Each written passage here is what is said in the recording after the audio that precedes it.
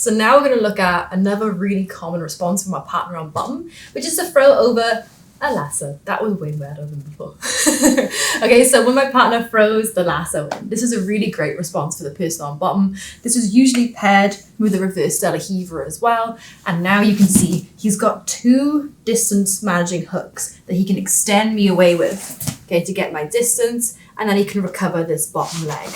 And then ideally for him, put me in like a spider lasso situation, but it's going to keep me very, very far away from knee cutting again. So we're going to look at first dealing with the lasso from when we're already in knee cut position. And then afterwards, we're going to look at dealing with the lasso with the spider in isolation, because they're huge factors in getting back to our passing position, back to our knee cut pass. Okay, so if they're able to manage the distance and keep me far away, that's going to be a huge factor in what's preventing me from getting back to that passing style. Okay, so first we're going to look at if I achieved this deep position, but my partner was able to throw this over. He's going to reinforce the grip here with his own hand. And now if he's able to escape his bottom leg, look, he can manage the distance and now in a pole position. So we're going to assume I was able to keep the weight down here and he's not able to extend me away enough in order for him to advance position and recover his guard fully. So what I'm going to do, I'm going to isolate his hips by pinning this bottom leg. If you feel like your base is really unbalanced here, you can drop to one knee. Okay, not a problem. I like to have my base nice and wide here with my other leg, but if that's uncomfortable, you can drop one knee. So from here, I'm going to keep this hand anchoring onto his collar. I don't want to release it because now he can start to drag this hand through. So yeah, or pull it into your pocket. Yeah, here, I can start to pull this through deep. So I want to make sure I'm isolating onto this collar and maintaining this grip the whole way through.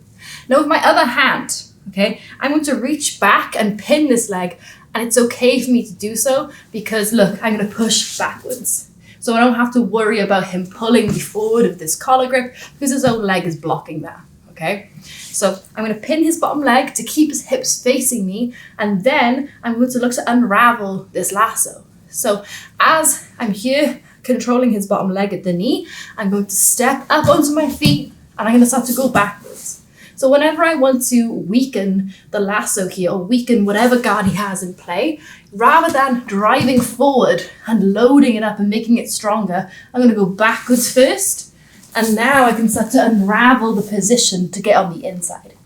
Once I'm here, I can step back into my positioning. Only now I'm past his frames and knee cut through, okay? Or whatever pass you want to add into it. It doesn't have to be a knee cut. So let's look at how we're unraveling that lasso. After I've pinned this leg in place, okay, if I don't pin and I release and I start to circle here, he's going to adjust his hips to be square towards me, okay, back to a center position. And now we're back to square one.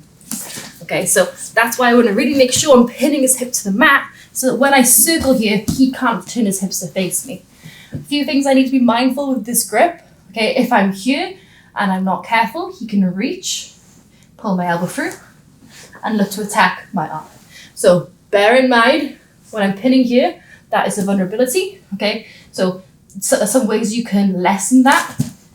Rather than having my elbow facing out where he can peel and attack, I can turn my thumb inwards and pin here. It still can be pulled through, but slightly safer. And as soon as he goes to reach my arm, I can drop it behind his leg. Now he tries to pull through, and I can start to stack his hips. Okay, so it's protected by his own hamstring, blocking him from grabbing my arm.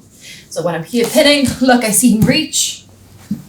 I bring it underneath. Now I'm fully safe. Okay, very easy. Here. Easy. Okay, so just something to be mindful of here. Now, once I get to this position, I'm going to look to circle this out. So if I keep my elbow tight, it's hard to move. So I'm going to do like a chicken wing motion with my elbow, and that's going to start to bring this off my shoulder and make it high enough for me to fill that space. So look, right now, he's got the lasso on my shoulder. I'm going to open wide like a chicken wing. You can see my elbow on this side. I bring my head below his heel. And now from here, look, I can bring this leg back to step into this position. My head is facing that top shoulder again, because if I'm away, he can extend, make distance, and bring this hook back in.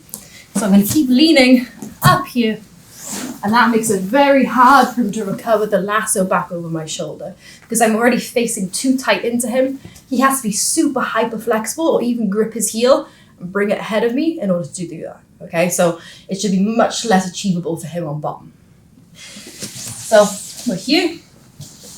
He throws that lasso in, nice and strong. I'm going to pin that leg, okay? I don't want to load up this, it makes it stronger. I go backwards.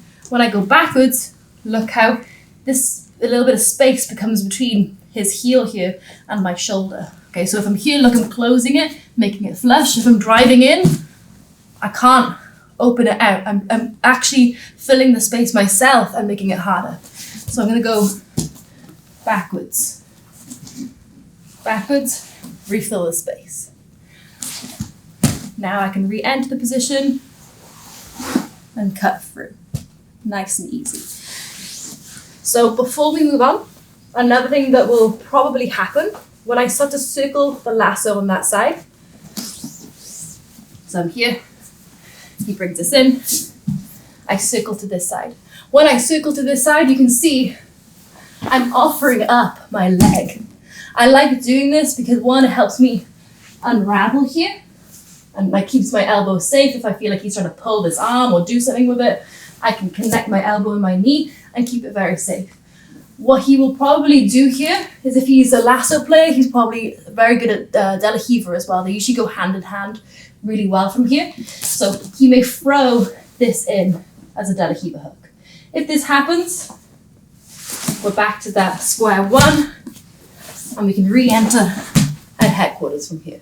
So as long as you're aware, when I start to unravel the lasso, he will probably loop the lasso out and attack your leg because your leg is forward. It's in a great position for him to hook it through with the De La Riva. As long as you're aware of that, you can be ready to push those hooks out and advance back to your kneecap pass from there. So if he's here, he throws that over. I circle. He starts to unloop this. And now same thing. We've got our kneecap.